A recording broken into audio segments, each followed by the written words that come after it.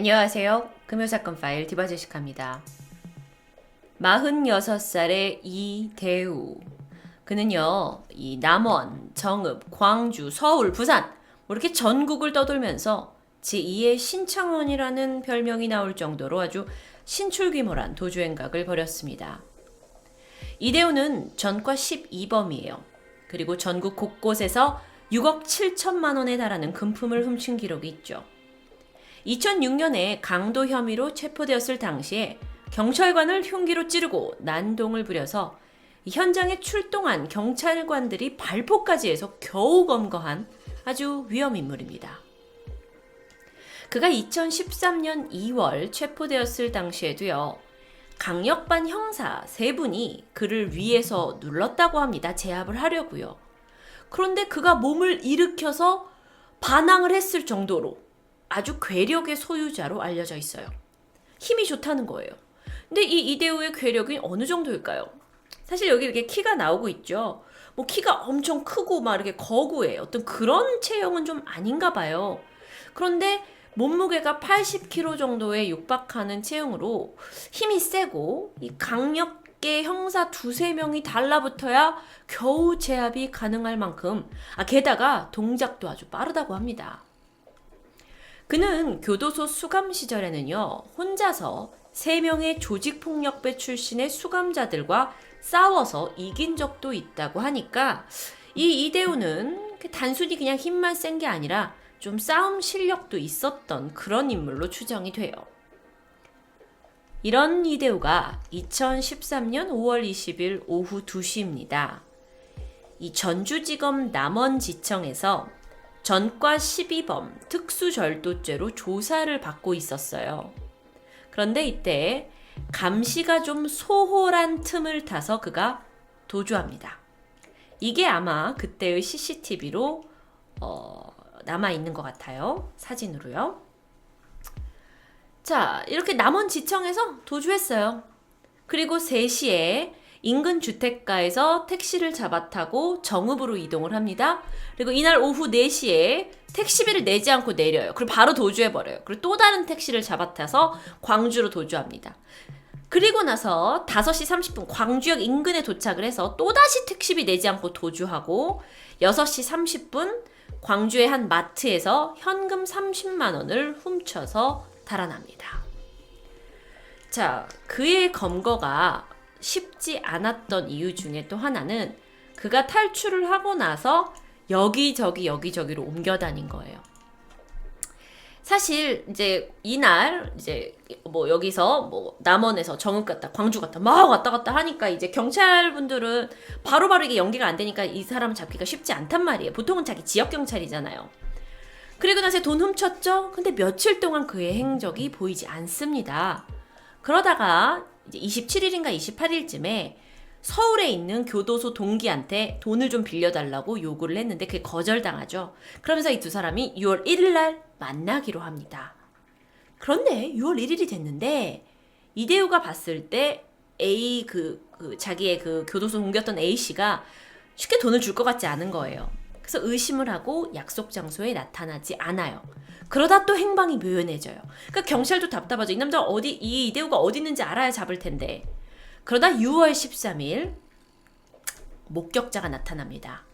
오후 6시 40분에 51살의 김모 씨가 부산 남부경찰서에 내가 부산의 한 폐가에서 민락동에 있는 폐가에서 이대우를 목격한 것 같습니다. 라고 신고하게 되죠. 그래서 6월 14일 오전 1시에 경찰은 이 폐가 주변을 1차로 수색을 했어요. 그리고 이 폐가에서 채취한 지문이 이대우의 것이라는 것을 확인합니다. 그가 있었다라는 증거죠. 그리고 오후 6시 55분에 그는 결국 부산 해운대구 저축은행 앞길에서 검문 검색에 걸려 이대우가 검거됩니다. 이대우는요, 이제 전단지를 좀 먼저 보여드리면서 얘기를 할게요. 자, 이렇게 전단지가 있었는데, 이대우는 탈주한 지 25일 만에 해운대에서 붙잡히게 됐습니다. 그런데 이 도피 기간 동안 검경찰의 감시를 피해서 모습을 많이 바꿨고요. 또 가족과 지인을 어떻게 몰래 만나서 도피 자금을 받았던 것으로 드러나요. 잠깐만 요 사진을 좀 보여드릴게요. 이게 사실 이대우를 검색하면 나오는 아주 유명한 사진인데, 그의 이제 수배령이 내려져서 그 수배지가 돌았을 때 그가 어떤 모습으로 변장을 했을지에 대한 이런 사진이 나와 있더라고요. 네. 아마 이렇게 다양한 모습으로 그를 만들어서 수배지에 넣은 부분 때문에 또 시민의 제보가 있었던 게 아닐까라는 생각도 들게 됩니다. 자, 그랬는데 이게 또 특이한 점이 있었어요. 도주 직후에 경찰서에 잡혀 있다가 도주한 거잖아요. 그런데 수갑을 자기가 푸른 거예요. 그래서 이야기를 들어보니까 이 차고 있던 수갑을 청사 옆에다가 담에다가 탁 내리쳤대요. 그랬더니 이 수갑의 톱니가 한 두세 마디 이렇게 여기가 이렇게 딱딱딱딱 이렇게 걸리거든요. 근데 이렇게 두세 마디 밀리면서 약간 여기가 느슨해졌다라는 거예요. 그래서 한쪽 손을 수갑에서 뺄 수가 있었다고 해요. 이게 가능한 일인지 모르겠지만 그러면 한쪽에 수갑이 남아있죠. 그래서 이걸 바로 탈출하고 정읍과 광주로 이동할 때는 긴 소매로 이렇게 내려가지고 가리면서 택시를 타고 이동했다고 합니다. 그러다가 광주에 도착해서 한 마트에서 이제 절단기를 이제 구입을 해가지고 인근 야산에 가가지고 이 수갑을 절단기로 부셔가지고 열었다라는 거죠. 그가 이 광주를 벗어나서 대전 그리고 서울 뭐 여기까지 올 때까지 더 특이한 게 뭐냐면 대중교통을 이용했다라는 거예요. 그러면서 수도권과 부산까지 다시 내려오는 그 이동 경로가 다 대중교통이었대요. 그럼 이 사람을 잡으려고 탈주하고 25일 동안 많은 경찰들이 이제 투입이 됐는데 어떻게 거기를 다 사이사이 빠져나갈 수 있었을까? 그는 빈집과 모텔에서 지내면서 낮에는 잘 나오지도 않았다고 합니다. 그러면서 자기에 대한 기사 있죠. 이걸 PC방에 가가지고 다 검색을 했대요.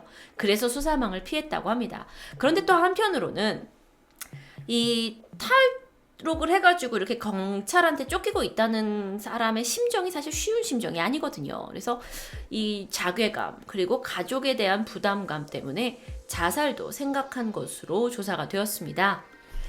이대우는 가족들을 만나서 총 310여만 원을 받아서 도피 자금으로 사용을 했고요. 그 광주에서 자기가 절도를 했어요. 그 왜 절도를 했냐면 절도를 해서 돈을 훔쳐가지고 이 절단기 사려고. 근데 그거 외에는 자기는 추가 범행을 하지 않았다고 진술했다고 합니다. 그런데 이제 조사된 바로는 증거물로는 빈집을 털려고 이용할 것 같은 어떤 장갑, 뭐 손전등, 공구 이런 것들을 산 흔적이 있는 거예요. 그래서 너 이걸로 그러면은 강도한 거 아니야? 했지만 실제 범행은 하지 않았다고 검찰에 진술을 합니다. 자, 그는요, 대전, 수원, 성남, 서울, 부산, 울산 총 합치면 9개 도시를 활보했어요. 9개 도시요. 그리고 이때 시외버스, 고속버스, 뭐 택시, 지하철, 대중교통을 이용했다고 합니다. 그런데 보면 그가 다닌 이 도시들이 오히려 다 인구가 많은 대도시였어요. 그래서 오히려 여기를 이렇게 잘 빠져나갔나라는 생각도 들고, 그리고 그가 이제 머리가 없잖아요. 그래서 서울 종로에서 가발을 샀다고 합니다. 그래서 가발을 사기 전까지는 주로 야간에 활동을 했던 거고, 가발을 구입한 후로는 낮에도 자유롭게 활보를 하기 시작했는데, 이대우가 나중에 검찰 조사에서 말을 하길, 나는 그렇게 변장을 하고 나서는 남들이 의심하는 낌새를 느끼거나 경찰을 만난 적이 한 번도 없다고 진술을 하게 됩니다. 근데 이제 이런 진술이 나오다 보면, 아니 그동안 우리가 이제 한 달여 동안 검찰과 경찰이 이대우를 잡으려고 그렇게 많은 인력을 동원했을 거고 노력을 했을 거고 검색대를 세웠을 텐데 이게 다 무용지물이 된 거 아니에요. 그래서 이제 여기에 대한 비판도 많이 있었죠. 근데 이런 이제 도피 생활에 이대우가 점차 힘든 걸 좀 느꼈던 것 같아요. 그래서 약간 자포자기 심정? 이 검거 전날이었던 6월 13일 부산의 폐가에서 지문이 나왔거든요. 사실 근데 이게 나오고 나서 그가 울산으로 도주를 했다고 합니다. 경찰들이 와서 지금 내 지문 채취하니까 난 잡힐 거라고 울산으로 도주했는데 다시 부산으로 돌아왔어요. 그래서 왜 당신은 지금 부산에서 당신을 잡으려고 이러는데 왜 돌아왔냐 했더니 나는 이미 많은 걸 포기한 심정이었고 바다가 보고 싶었다라고 얘기했다고 합니다. 실제로 그런 그의 심정을 좀 나타내 주듯이 이대호는 체포가 된 이후에 거의 음식을 먹지 않았다고 해요.